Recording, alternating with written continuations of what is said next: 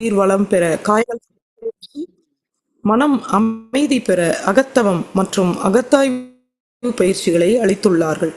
இத்தகைய சிறப்பான மனவளக்கலை எனும் வாழ்க்கை கல்வியை உலக சமுதாய சேவா சங்கம் ஸ்கை யோகா இணைய வழி 12 நாட்கள் அடிப்படை பயிற்சியாகவும் அதனைத் தொடர்ந்து 4 மாதங்கள் சான்றிதழ் கல்வியாகவும் நம் இல்லம் தேடி வந்து அளித்து வருகிறது. இந்த சிறப்பான செய்தியினை நமது உறவுகளிடமும் நட்புகளிடமும் பகிர்ந்து அனைவரும் உடல் நலத்துடன் ஆரோக்கியமாக அமைதியாக வாழ நம்மால் ஆன சிறு உதவினை செய்வோம். மகரிஷியின் கனவாம் உலக அமைதிக்கு நம்மால் இயன்ற சிறு தொண்டினை செய்து குருவின் கனவினை நனவாக்குவோம். மேலும் விவரங்களுக்கு kundaliniyoga.edu.in இணையதளத்துக்கு செல்லவும். வாழ்க வளமுடன். தவத்தினை தொடர்ந்து காலம் பொன் போன்றது என்ற தலைப்பில் சிந்தனை விருந்து வழங்க பேராசிரியர் அருள்நிதி ஜெயலட்சுமி குமரேசன் அம்மா அவர்களை அன்புடன் அழைத்து அமர்கிறோம். வாழ்க வளமுடன் அம்மா.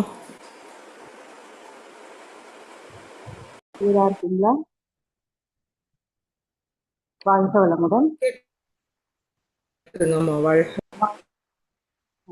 வாழ்க வையகம், வாழ்க வையகம், வாழ்க வளமுடன். குரு வாழ்க, குருவே துணை. அரசந்தை ஆசாந்தை ஜாத்திரை மகிழ்ச்சியவர்கள் சுத்தமாக நிறைந்து இன்றைய சிந்தனை வேதம் நடத்தி தருவாராக. மிக சிறப்பாக நமக்கு நித்யான அனுபவத்தை நடத்தி கொடுத்த பேராசிரியர் கலைச்செல்வி சிவகுமார் அம்மா அவர்கள் வாழ்க்கை நிகழ்வும் பேராசிரியர் அருள்நிதி கலைச்செல்வி சிவகுமார் அம்மா அவர்களும் அவர் தன் அன்பு குடும்பமும் அது பேராற்றல் கருணையினால் உடல் நலம் நீளாயு நிறை செல்வம் உயர்த்துகள் மெய்ஞானம் நீதி வாழ்க வளமுடன், வாழ்க வளமுடன், வாழ்க வளமுடன். மிக்க நன்றி. காலம் பொன் போன்றது என்ற தலைப்பில் சிந்தனை உரை ஆற்றுவதற்கு நல்வாய்ப்பளித்த ஸ்கை யோகா ஆன்லைன் மெடிடேஷன் நிர்வாக பொறுப்பில் அனைவருக்கும் இங்கே வருகை புரிந்திருக்கும் அனைத்து சான்றோர் பெருமக்களுக்கும் பணிவான வணக்கங்களையும் மனமார்ந்த நன்றிகளையும் வாழ்த்துக்களையும் கூறிக்கொண்டு தலைப்புக்குள்ள நமக்கு காலம் பொன் போன்றது அப்படின்னா, இப்போ நிறைய நம்ம பழமொழி கேள்விப்பட்டிருக்கிறோம். காற்றுள்ள போதே தூக்கிக்கொள், பருவத்தே பயிற்சி அப்படின்லாம் நம்ம கேள்விப்பட்டிருக்கோம். இப்போ தங்கம், இந்த பொன் போன்றது அப்படின்னா கோல்டு மாதிரி இல்லையா? அப்ப தங்கம் அப்படின்றது ஒரு பொருளை அது ஒரு அசட், அது ஒரு பொருளை வாங்கறதுக்கு நமக்கு உதவும். ஆனா காலம் அப்படிங்கிறது ஒரு வாழ்க்கையை உருவாக்க முடியும் அப்படின்னு சொல்றாங்க. எங்கே பொறுமை காக்கணும், எங்கே நிறுத்தணும், எங்கே விடாமுயற்சி இருக்கணும், எங்க ரொம்ப வேகமாக நம்ம செயல்படுத்தணும், துரிதமாக இருக்கணும் அப்படிங்கறதெல்லாம் இந்த காலம் பொன் போன்றது என்ற தலைப்புக்குள்ள எல்லாமே வருது. இப்ப காலம் அப்படிங்கிறது எல்லாருக்கும் சமமாக கொடுக்கப்பட்ட ஒரே செல்வம். அதை சரியாக மதித்து பயன்படுத்துவதன் மூலம் நம்ம தலைமை பண்பை ஒருத்தர் இருக்கிறாங்க. காலத்தை சரியாக முறையாக பயன்படுத்தாதவங்க வீணடித்து ஏழையாகிறார்கள். இப்ப கடந்த காலம் அப்படிங்கிறது கசப்பாக தோணும். அது கொடுக்கும் அனுபவ பாடத்தை கொண்டு நிகழ்காலத்தை அற்புத வாய்ப்பாக நம்ம பயன்படுத்திக்கிறதுக்கு தெரிஞ்சுக்கணும். எதிர்காலம் இலக்கை அடைய நிகழ்காலம் உதவும். இன்னும் நேரம் இருக்கிறது அப்படின்னு நம்ம சொல்வதே காலத்தை வீணடிக்கிறார். நாளைக்கு செஞ்சுக்கலாம், நாளைக்கு செஞ்சுக்கலாம் அப்படின்னு சொல்லுவாங்க இல்லையா? இப்ப காலம் ஓடும் நதி மாதிரி. ஒரு முறை தொட்ட நீரை மீண்டும் தொட முடியாது. அதே மாதிரிதான் ஒவ்வொரு நொடியும் வெற்றி வாய்ப்பாக பயனாக்கிக் கொள்ளணும். அதே மாதிரி காலம் பொன் போன்றது மட்டும் இல்ல, உயிரை போன்றது அப்படிங்கிறதும் நாம புரிஞ்சுக்கணும். காலம் போனா மீண்டும் வருமா அப்படின்றது ஒரு கேள்விக்குறிதான். ஏன்னா நம்ம அது கடந்து போய்கிட்டேதான் இருக்கும். நாம எப்படி நாம இந்த நிகழ்காலத்தை, இந்த வினாடியை நாம பயன்படுத்துகிறோம் அப்படிங்கிறதுதான் ரொம்ப காலம் அறிதல் அப்படிங்கிறது திருக்குறள்ல ஒரு அதிகாரமே கொடுத்திருக்காங்க. அதுல செயலுக்கேற்ற உரிய காலத்தை அறிந்து செயல்படுவதன் அவசியத்தினை அந்த அதிகாரத்துல உள்ள வைத்திருக்காங்க. தானாக உயரும் வயது, விடாமல் இருக்கும் காலம், தடுக்க முடியாத நேரம், கடக்க துடிக்கும் இளமை, காலை தடுக்கும் சமூகம், தொட வேண்டிய இலக்கு, இத்தனை சவால்கள் போராட்டமாக தெரியும் எல்லாம் வெற்றி கொள்ளும் உழைப்பும் விடாமுயற்சியும் பொறுமையும் இதெல்லாம் என்ன பண்ணணும்? இலக்கை அடைய உதவுவது மட்டும் இல்லை, காலத்தை முறையாக பயன்படுத்தவும் நிர்வகிக்கவும் நமக்கு இந்த காலம் அப்படிங்கிறது ஒரு நல்வாய்ப்பாக அமைகிறது. அது நாம தான் புரிஞ்சு தெரிஞ்சு நடந்துட்டு அதற்கு நமக்கு பயிற்சி கொடுத்திருக்காங்க அப்படின்னா இத்தனை நாள் நாம யோகாக்குள்ள வரல. ஆனா இப்ப நமக்கு அந்த யோகா அப்படிங்கிறது கிடைச்சிருக்கு. அப்ப இதை நாம எப்படி பயன்படுத்துறோம்? நாம டெய்லி பயிற்சி செய்யறோமா? எல்லாரும் ஒரு கேள்விக்குறி நம்ம போட்டுக்கலாம். தொடர்ந்து நம்ம பயிற்சி செய்யறதுதான் நம்ம உடம்புலையும் நம்ம உழைப்புலையும் எந்த அளவுக்கு நம்ம ஆரோக்கியமா இருக்கோம் அப்படிங்கிறது நமக்கு நம்ம ஒரு காலையில உடற்பயிற்சியும் காய்கறி பயிற்சி இதெல்லாம் நம்ம செய்யணும் அப்படின்னா நான் இருக்க நமக்கு எவ்வளவு புத்துணர்ச்சி இருக்கு, ஆற்றல் எவ்வளவு பெருது அப்படிங்கிறதையும் யார் சொன்னாலும் அதை ஏற்றுக்கொண்டு மனம் கீழ்ப்படியாமல் அது நாம எப்படி அவங்களுக்கு நம்ம ஒரு வேலைக்கு சொன்னா சொல்லிட்டாங்க ஒரு இல்லத்தோடு நம்மளால பதிலளிக்க முடியுது, அந்த வேலையை செய்ய முடியுது அப்படிங்கிறது நம்மளால பார்க்க முடியும். இதுக்கெல்லாம் நாம் மனவளக்கலையில பயில்பவர்கள் மனவளக்கலை பயிற்சி செய்பவர்களே ஒரு காரணமாக இருக்காங்க என்பது இந்த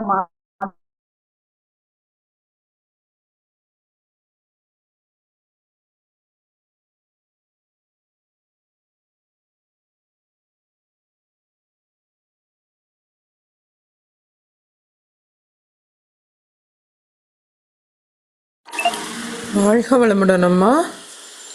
ஓசை கேட்கல. அவங்க லீவ் ஆயிட்டாங்க, சிக்னல் ஏதோ பிரச்சனை இருக்காங்க ஆடியோ ஆக்டிவேட்டால. Admin post responsibility just continue பண்ணுங்க. வாழ்க வளமுடன், வாழ்க வளமுடன். இங்க பவர் கட் ஆயிடுச்சு. வாழ்க வளமுடன். வாழ்க வளமுடன். கேக்குதுங்களாம்மா? வாழ்க வளமுடன். ஜஸ்ட் கண்டினியூ பண்ணுங்க. வாழ்க வளமுடன்மா. ஓகே கலையக்கா, நீங்க கண்டினியூ பண்ணுங்க. சொல்லுங்க, பேசுங்க. உங்க வர வரைக்கும் கண்டினியூ பண்ணுங்க.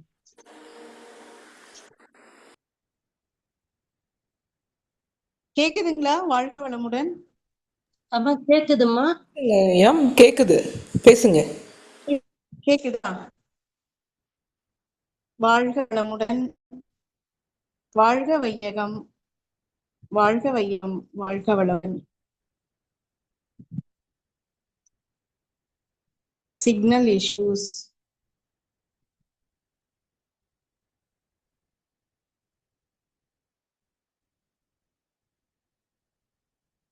ஓகே, நம்ம இப்போ காலம் பொன்பது அப்படின்றது ஒன்றே செய் நன்றே செய் அதுவும் இன்றே செய் என்பது வாழ்வின் வெற்றிக்கான ஆழமான பொறியாகும். நான் பேசுறது கேக்குதுங்களா? கேக்குதுங்கம்மா, பேசுங்க. வாழ்க வளமுடன். சரிம்மா, சரி. இதுல எனக்கு அந்த கிரீன் லைட் லிங்க் ஆகல, அதனாலதான். ஓகே, ஒன்றே நன்றே அதுவும் இன்றே செய் என்பது வாழ்வின் வெற்றிக்கான ஆழமான பொன்மொழியாகும். நல்ல ஒரு காரியத்தை மனதில் நினைத்தால் அதை மனம் ஒன்றி செய்தால் அதை தாமதப்படுத்தாமல் இன்றே செய்ய வேண்டும். பல வேளைகளில் கவனம் சிதறாமல் செய்ய வேண்டிய முக்கியமான நல்ல காரியத்தை மிக சிறப்பாக செய்திருக்கணும் அப்படின்னா அந்த ஒன்றே செய் அப்படின்னா செய்யும் வேலையில் முழு கவனம்.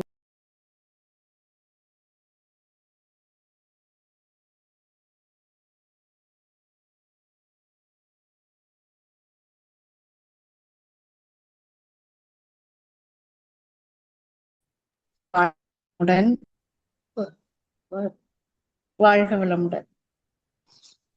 நான் கண்டினியூ பண்றேன். ஒன்றே செய் அப்படின்னா செய்யும் வேளையில் முழு கவனத்தையும் செலுத்த வேண்டும். பல வேலைகளை ஒரே நேரத்தில் செய்யாம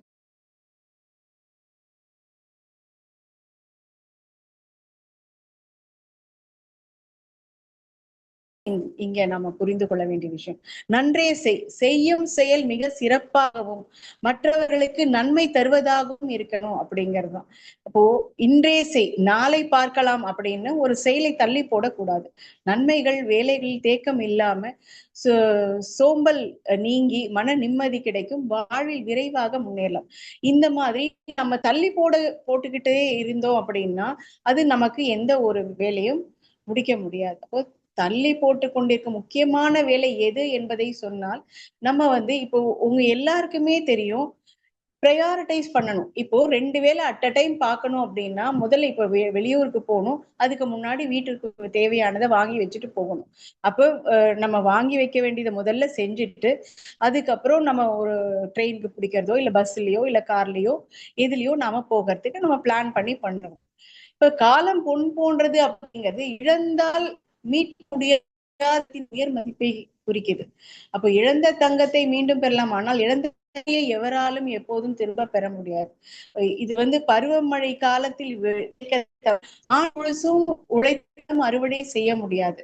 இப்ப மாணவன் தேர்வு நேரத்தில் படிக்காமல் வீணடித்தால் எப்போதும் நல்ல மதிப்பெண் பெற முடியாது. ரயில் விமானம் 1 நிமிடம் தாமதமாக சென்றாலும் பயண வாகனத்தை தவறவிட நேரிடும். மருத்துவத்துல சரியான நேரத்துல அளிக்கும் சிகிச்சை உயிருக்கு பாதுகாப்பு தரும். இப்ப காலம் கடந்தால் இதில் பயனில்லை. இதனாலதான் காலம் பொன் போன்றது அப்படின்னு. ஆனா இப்ப உள்ள இளைய சமுதாயத்திற்கு எந்த ஒரு செயலை செய்ய தொடங்கினாலும் அதில் ஒரு தயக்கம் இருக்கிறது. தயக்கத்தின் காரணமாக அந்த செயலை பிறகு செய்து கொள்ளலாம் அப்படின்னு தள்ளி போட்டுடுறாங்க. இப்ப இதுதான் ப்ரோக்ராஸ்டினேஷன் அப்படின்னு சொல்றோம்.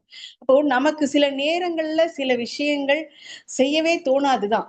நாளைக்கு செய்து கொள்ளலாம் அப்படின்னு நினைத்து தள்ளி போட்டு கொண்டிருப்போம். நாமளா தள்ளி போடுறது வேற, இறை சக்தி நம்மளை வந்து செய்ய விடாம அது தடுக்கிறதுங்கிறது வேற.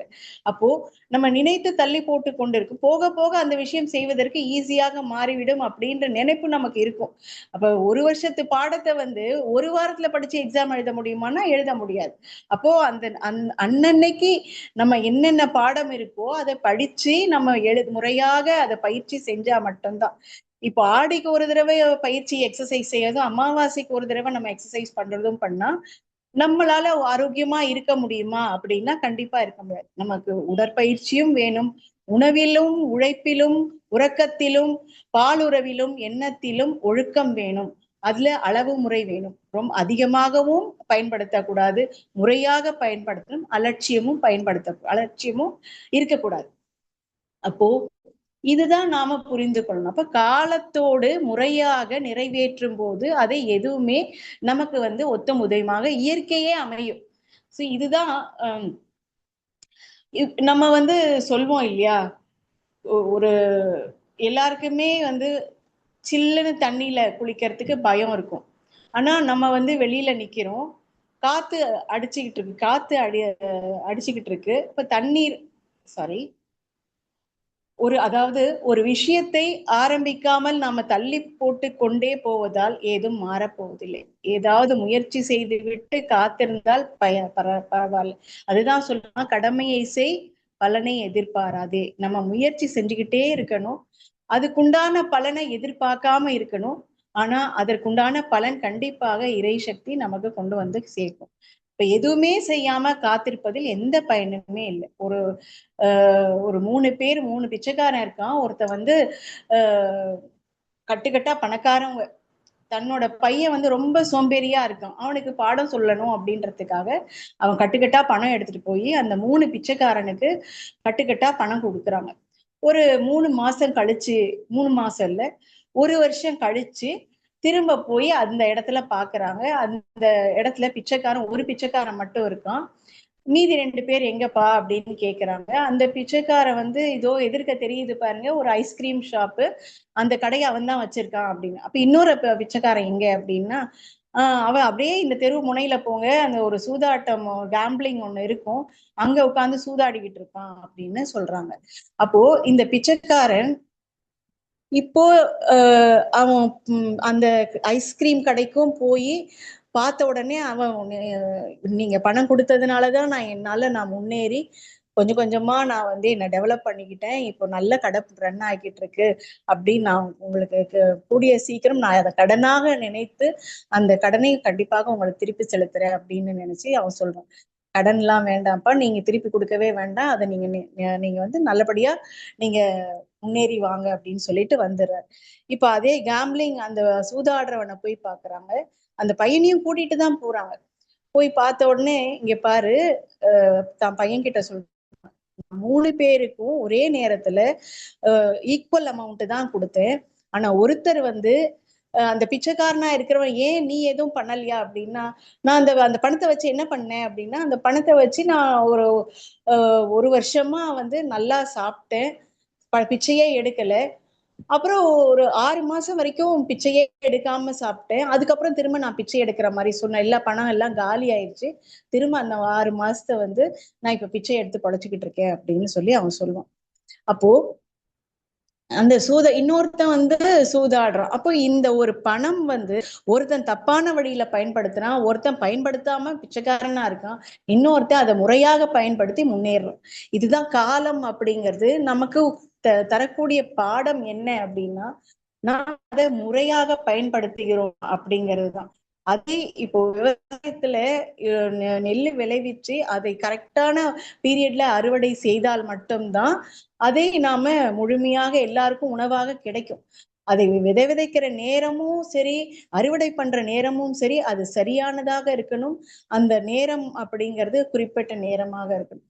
இப்ப நம்ம காலையில உடற்பயிற்சி செய்யறோம், 1/2 மணி நேரத்துல இருந்து ஒரு 3/4 மணி நேரம் வரைக்கும் ஆகுது அப்படின்னா கூட, அந்த 3/4 மணி நேரம் எத்தனை பேரு காலையில சீக்கிரமா எழுந்துச்சு நம்ம பயிற்சி செய்யணும் அப்படிங்கிற ஒரு எண்ணத்தை நாம விதைக்கிறோமா, அதை செயல்படுத்துகிறோமா, இல்ல நாளைக்கு பண்ணிக்கலாம், சரி இன்னைக்கு இவ்வளவுதான் பண்ண முடியுது, பாதிதான் செய்ய முடியுது, மீதி பாதியை வந்து அப்படியே ஸ்கிப் பண்ணிடுறது, இல்ல ரிலாக்ஸேஷன் வரைக்கும் எதுவும் யாருமே நிறைய பேர் பண்ணாம விட்டுடுறோம். பட் ரிலாக்ஸேஷன் வரைக்கும் பண்ணினா மட்டும்தான் அதனுடைய முழு பலனையும் கொடுக்கும். வாரத்துல ஒரு 6 நாள் செஞ்சு 1 நாள் பண்ணலன்னா கூட பரவாயில்ல. ஆனா நாம வாரத்துல அந்த 1 நாள் மட்டும் செஞ்சுட்டு 6 நாள் செஞ்சாம இருந்தோம்னா அதற்குரிய பலனை நாம அனுபவிக்க முடியாது.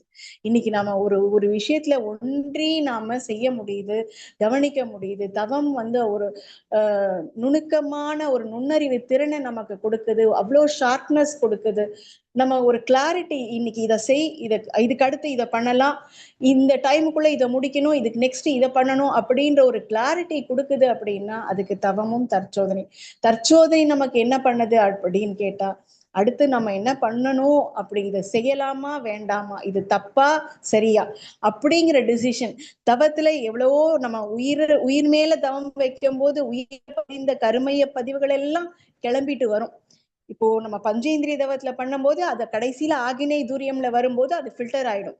ஆனா எண்ணத்தை நாம் திரும்ப திரும்ப நினைக்கிறோம், திரும்ப திரும்ப யோசிச்சுக்கிட்டே இருக்கிறோம் அப்படின்னா அந்த தவம் செய்யறவங்களுக்கு அந்த எண்ணத்துக்கு அழுத்தம் கூடும். அது நல்ல எண்ணமாக இருந்தால் பரவாயில்லை, விளைவு நாம நல்லதாக இருக்கும். அது தவறான எண்ணமாக இருந்தால் அது கண்டிப்பாக தவறான விளைவை தரும். இப்ப செயலுக்கேற்ற விளைவு கண்டிப்பாக உண்டு. இதுதான் இறை நீதி அப்படிங்கிறது நம்ம எல்லாருக்குமே தெரியும். அப்போ நாம தான் புரிஞ்சுக்கிட்டு அதை முறையாக எந்த எண்ணத்துக்கு அழுத்தம் கொடுக்கிறோம் அப்படிங்கறத நாம கொஞ்சம் கவனத்தோட விழிப்புணர்வோட அது தேவையில்லை அப்படின்றத, சில விஷயத்துக்கு நோ அப்படின்றதுக்கு நாம கொஞ்சம் அவேர்னஸோட இருக்கணும். எவ்வளவு வலிமை, ஆற்றல், வசதி படைத்தவராக இருந்தாலும் காலமறிந்து ஒரு காரியம் செய்யாவிட்டால் பயன்படாது. இது விவசாயம், போர், தொழில் மற்றும் எல்லாத்துக்குமே பொருந்தும். வெயில் உள்ள போதே துணியை உலர்த்தி கொள்ளணும். இது ஆடிப்பட்டம் தேடி விதை அப்படின்னு சொல்லுவாங்க. அது என்ன, அதுவும் பழமொழிதான். எல்லாம் காலமறிதல் தான். அதாவது விளைநிலங்களுக்கு முதல் மழையை கொண்டு வரும் மாதம் தான் ஆடி. ஆறுகளில் புது வெள்ளம் பாயும். இது புதிய விளைச்சலுக்கு உதவியாக பொருத்தமாக இருக்கும். விவசாயிகள் வந்து புது வெள்ள நீரை தொழுது தங்களுடைய உழவு பணிகளை தொடங்குவாங்க. இதனால்தான் நம்மளுடைய முன்னோர்கள் ஆடிப்பட்டம் தேடி விதை அப்படின்னு சொன்னாங்க. ஆடி மாதத்தில் ஓரிரு முறை வயலுக்கு நீர் பாய்ச்சினால் போதும். புரட்டாசியிலிருந்து தொடர்ச்சியாக கிடைக்கும் மழையின் உதவியால பயிர் வந்து நல்லா வளர்ந்துடும். இந்த மாதத்தில் தான் மண்ணில் விழும் விதைகள் முழுமையாக முளைக்க தேவையான தட்பவெப்ப சூழ்நிலை நிலவும். இப்போ நம்ம இது எதுக்காக நம்ம இந்த காலம் பொன் போன்றது அப்படின்னா, எந்த நேரத்துல காலம் அப்படிங்கிறது எல்லா விஷயத்துக்கும் பொருந்தும். நமக்கு எல்லாருக்குமே ஒரு நாளைக்கு 24 மணி நேரம் தான். அந்த 24 மணி நேரத்தை நாம எவ்வளவு ஒரு ஓய்வுக்குன்னு நம்ம 6ல இருந்து 8 மணி நேரம் விட்டாலும் மிச்சம் இருக்கிறது எவ்வளவு நேரம், அது நாம பயன்படுத்துறோமா, இதுதான் நமக்கு கேள்வி. சோ இந்த 1 மணி நேரமாவது நம்ம குடும்பத்தோட, குழந்தைங்களோட உறவாடுறோமா, அவங்களோட குழந்தைங்களோட பேசுறோமா, கூட உட்கார்ந்து சாப்பிடுறோமா, அவங்க சொல்றத காது கொடுத்து கேட்கிறோமா, இதுவும் காலத்துக்கு பொருந்தக்கூடிய விஷயம்தான். ஸோ அந்த டைம் அப்படிங்கிறது எல்லாத்துக்குமே பொருந்தும். அந்த டைம் மேனேஜ்மெண்ட், நேர மேலாண்மையும் நம்ம ஒரு நாளைக்கு இந்த வேலையை நம்ம பிளான் பண்ணி பண்றோம், திட்டமிட்டு செயல்படுத்துறோம் அப்படின்னா அதற்குண்டான விளைவை கணித்து திட்டமிடணும் அப்படிங்கிறது தான் இதுல நம்ம புரிஞ்சுக்கணும். ஒரு கூட கூட கூட வாதிடுவது எப்பவுமே நல்லது கிடையாதுன்னு சொல்லுவாங்க. ஏன்னா ஆர்குமெண்ட் பெருசாகும். அப்ப ஒருத்தர் பேசும்போது ஒருத்தர் சைலன்ஸ் அந்த இடத்துல விட்டு கொடுக்கறதும் பொறுமை காக்கிறதும் அந்த நேரம் அந்த காலம் நமக்கு நன்மையை தரும். அந்த இடைவெளி, அந்த நிதானம், பொறுமை இதெல்லாம் கோபத்தை தூண்டி விடாம காக்கும். சோ இந்த இடத்துலயும் காலம் நிஜ வாழ்க்கையில நம்ம புரிஞ்சுக்க வேண்டிய விஷயம். எல்லா இடத்துலயும் காலம் அப்படிங்கிறது ஒரு ஸ்பேஸ் தான். சோ ஸ்பேஸ் தான். அந்த வற்றாயிருப்பு, பேராற்றல், பேரறிவு, காலம் இவ்வளம் நான்கும் இணைந்த இப்பெருவெளி. அந்த வெளி அப்படிங்கிறது ஸ்பேஸ். அந்த ஸ்பேஸ் அப்படிங்கிறது இடைவெளின்னு வச்சுக்கலாம். இல்ல நம்ம கொடுக்கக்கூடிய பாஸ், PAUSE, அந்த அந்த நிறுத்துறதுக்கு அது மாதிரி நம்ம நினைச்சுக்கலாம். ஸோ அந்த ஒரு ஸ்பேஸ் அப்படிங்கிறது கண்டிப்பாக எல்லா விஷயத்துக்கும் முக்கியம். ஸோ நம்ம எழுதுறதுக்குனாலும் சரி, பேசுறதுக்குனாலும் சரி, இவ்வளவு நேரம் இவ்வளவு டியூரேஷன்ல தான். இப்போ ஒரு குழந்தை பெறணும் அப்படின்னா அதுக்கு ஒரு காலம் இடைவெளி இருக்கு. ஒரு பயிரிடணும்னா அதுக்கு ஒரு காலம் இடைவெளி இருக்கு. ஒரு பெண்ணுக்கு திருமணம் வயது ஆணி அந்த இப்ப எல்லாருமே அந்த மாதிரிதான் நிறைய இந்த காலத்துல பசங்க இருக்காங்க. ஸோ எந்த ஒரு நல்ல செயலை கூட நாம தள்ளி போடக்கூடாது. நன்மைகள் இப்ப திருமணம் அப்படின்னு நான் சொல்ல வந்தது, முன்னாடி எல்லாம் கரெக்டான ஒரு ஏஜ், ஒரு 21 வயசுல இருந்து 25 வயசு. இப்ப ரொம்ப லேட் மேரேஜ் தான் எல்லாமே. அதுவும் காலத்தோடு செஞ்சாதான் நல்லது அப்படிங்கிறது நாம புரிஞ்சுக்கணும். பட் இப்ப கல்யாணமே வேண்டாம் அப்படிங்கிற ஒரு சுச்சுவேஷனுக்கு தான் இந்த காலத்து பிள்ளைங்க வராங்க. அதுக்கு என்ன காரணம் அப்படின்னா, 2 பேருமே ஈக்குவலா சம்பாதிக்கிறாங்க. நான் இதுவே என்ஜாய் பண்றேன் அப்படின்னா, பட் அந்த என்ஜாய்மெண்ட் அப்படின்றத நினைக்கிறாங்களே தவிர அந்த இடத்துல ஒழுக்கம் தவறி போகுது அப்படிங்கிறது சில பேர் நினைக்கிறதே கிடையாது. ஸோ அந்த எல்லாத்துக்குமே அந்த செக்ஷுவல் வைட்டல் ஃப்ளூயிட் காயகல்பத்தின் மூலமாக நம்ம பிரம்மச்சரியம் வேண்டும்னாலும் பிரம்மச்சரியம் இருந்துக்கலாம், குழந்தை பேர் வேணும்னாலும் குழந்தை பேர் இது பண்ணிக்கலாம். ஸோ எல்லாத்துக்குமே இந்த காலம் விடையாக இருக்கு. இந்த தள்ளி போட்டு கொண்டிருக்கும் முக்கியமான விஷயங்கள் எல்லாம் கொஞ்சம் யோசிச்சு பேரண்ட்ஸும் சரி, பிள்ளைங்களும் சரி, அதுக்கு இந்த காலத்து கலாச்சாரத்துக்கு ஏத்த மாதிரி அதாவது விஞ்ஞானம் மெய்ஞானம் ரெண்டும் இணைஞ்சு இருக்கணும். மகரிஷி அதான் சொல்லுவாங்க, விஞ்ஞானமானது வெகு விரைவாக இப்ப AI வரைக்கும் முன்னேறி கொண்டிருக்கிறது. காலம் அந்த காலம்தான் இது. இப்ப விஞ்ஞானம் எவ்வளவு வேகமாக முன்னேறுகின்றதோ அந்த அளவுக்கு மெய்ஞானமும் வளர்ந்தால்தான் மனித சமுதாயம் சமநிலையில் இருக்க முடியும் அப்படின்னு மகரிஷி சொல்றாங்க. இல்லைன்னா ஒரு பக்கம் பாரம், ஒன் சைடட் லோட் அப்படின்னு சொல்றாங்க, அது அதிகமாகிவிடும் என்பதை மகரிஷி அங்கங்கே வலியுறுத்தி வருவதை நம்ம பார்க்க முடியும். இந்த கலாச்சாரம் அப்படிங்கிறது இன்னைக்கு நிறைய இடத்துல இப்ப ஹாஸ்டல்ல நார்த் இந்தியால இருந்து வர்றவங்க, வெளிநாட்டுல இருந்து வர்றவங்க, நிறைய கல்ச்சர் எல்லாம் நிறைய மாறி போச்சு. அவங்க இஷ்டத்துக்கு அவங்கவுங்க வாழ்றாங்க. நிறைய நம்ம கேள்விப்படுறோம், பாக்குறோம், கண்கூடா பாக்குறோம். ஒரு பக்கம் பெண்கள் டாமினண்டா இருக்காங்க, ஒரு பக்கம் ஆண்கள் டாமினண்டா இருக்காங்க.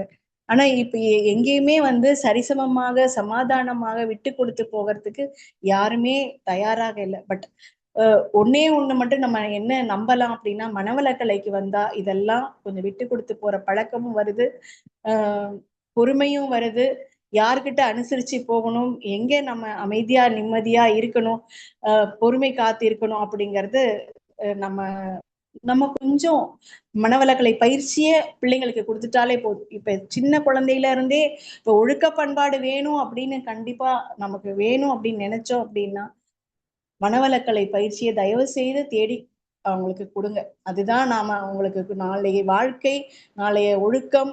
ஏன்னா இன்னைக்கு எல்லா இடத்துலயும் இப்ப டிவி சீரியல் எல்லாத்துலயும் ஸ்மோக்கிங், ட்ரிங்கிங் அப்படிங்கிறது சகஜமா சரிக்கு சமமா பப் அப்படின்ற வகையில நம்ம பார்த்துக்கிட்டு இருக்கிறோம். இதெல்லாம் தேவையில்லாத கலாச்சாரத்தை நாமளா வழியை எடுத்து போட்டுக்கிறோம். இப்ப காலம் இன்னைக்கு ஒரு பக்கம் போதை, இந்த மாதிரிலாம் எவ்வளவோ விஷயம் சீர்கேடுகள் இருக்கு. பட் இதை திருத்தணும் அப்படின்றது முதல்ல நம்ம தனி மனித அமைதி, தனி மனிதன். இப்ப பேரண்ட்ஸ் நாம கொஞ்சம் நல்லபடியா இருந்தோம்னா நம்ம பிள்ளைங்க கண்டிப்பா நல்லபடியா இருப்பாங்க. ஸோ பிள்ளைங்களை மட்டும் திருத்தணும், நான் மாத்திக்க மாட்டேன், என்னால மாத்திக்க முடியாது அப்படின்னு நினைச்சா, எக்ஸாம்பிள் மொபைல் அடிக்ஷன். வீட்டுக்கு போனா ஹஸ்பண்ட் ஒரு பக்கம், ஒய்ஃப் ஒரு பக்கம், குழந்தைங்க ஒரு பக்கம், ஆளுக்கு ஒரு மொபைலை யூஸ் பண்ணிக்கிட்டு இருக்காங்க. ஸோ இதெல்லாம் நாம கொஞ்சம் திருத்தி மாத்தி அமைக்கணும்னா முதல்ல பேரண்ட்ஸை மொபைலை எடுக்கக்கூடாது. ஸோ இன்னைக்கு லைஃப் அப்படிதான் இருக்கு. பட் ஒரு சில நேரங்கள்ல இதை தொடக்கூடாது அப்படின்னா அதுக்கும் நோ சொல்றதுக்கு நம்ம இப்ப மௌன விரதம் இருக்கிறோம், உண்ணாவிரதம் இருக்கிறோம், இதெல்லாம் இருக்கிற மாதிரி மொபைல் விரதமும் இருக்கணும் போல இருக்கு. அப்படி ஒரு காலம் வந்துடும், நோ மொபைல் டே அப்படின்றது ஒண்ணு வந்தாதான் அதுக்கும் ஓஹோ இதுக்கும் நம்ம தனியா இது அதுக்குன்னு ஒரு ஒரு நாள் அதுக்குன்னு எந்த நெட்வொர்க் எல்லாமே எல்லா சிக்னலும் ஆஃப் பண்ணி எமர்ஜென்சினா மட்டும்தான் அந்த காலோ ஒரு மெசேஜோ போகலாமே தவிர, அந்த எமர்ஜென்சி இல்லை அப்படிங்கிற பட்சத்துல எல்லாருமே சுவிட்ச் ஆஃப்ல தான் இருக்கணும். அந்த மாதிரி ஒரு நிலை கொண்டு வரணும். அதுவும் அந்த காலம்தான் மாத்தி அமைக்கணும் அப்படின்ற மாதிரி ஒரு சூழ்நிலை வருது. ஸோ இந்த நிலையில நம்ம வந்து ஒரு திருக்குறளோட நம்ம நிறைவு பண்ணிக்கலாம். இன்னைக்கு இது காலம் அறிதல் அப்படிங்கிற ஒரு அந்த அதிகாரம் இருக்கு இல்லையா, அதனுடைய சாரம் என்னன்னா, ஒரு பருவத்தோடு அந்தந்த காலத்தோடு ஏந்து இருந்தால், ஒத்து முதையுமாக இருந்தால் மேற்கொண்ட முயற்சி தொடர் வெற்றி கண்டு செல்வம் நீங்காமல் தங்கும் அப்படின்னு சொல்லுது. நிறைய நிறைய திருக்குறள் கொடுத்திருக்காங்க.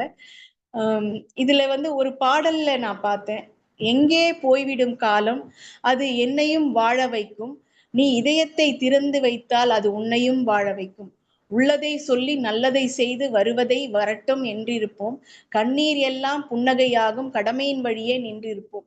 ஒரு சில பேர்கள் ஒரு சில நாட்கள் உண்மையின் கண்களை மூடி வைப்பார், பொறுத்தவர் எல்லாம் பொங்கி எழுந்தே மூடிய கண்களை திறந்து வைப்பார்.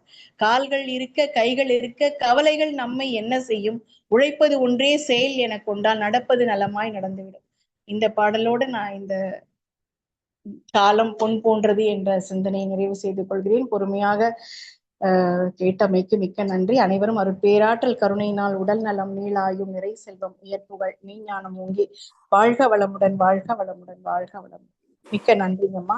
வாழ்க வளம். வாழ்க வளமுடன் அம்மா. மிக்க நன்றி.